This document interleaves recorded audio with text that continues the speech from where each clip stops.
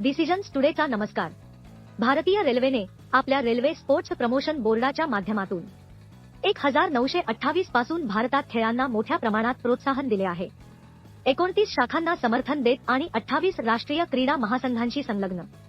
भारतीय रेल्वे 9000 खेळाडूंना रोजगार देते, 3000 सक्रियपणे स्पर्धा करत आहे.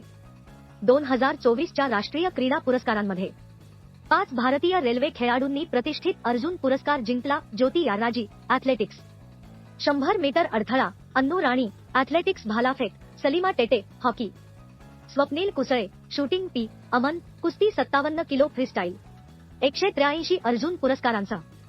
भारतीय रेल्वे कोणत्याही भारतीय संस्थेमध्ये सर्वाधिक राष्ट्रीय क्रीडा पुरस्कार विजेते आहे. हा पुरस्कार 16-17 जानेवारी 2025 रोजी राष्ट्रपती भवनात होणार आहे. भारतीय रेल्वे खेळाडूंचे अभिनंदन करते आणि त्यांना पुढील यशासाठी शुभेच्छा देते. डिसिजन्स टुडे पाहिल्याबद्दल धन्यवाद. प्लीज सबस्क्राईब करा.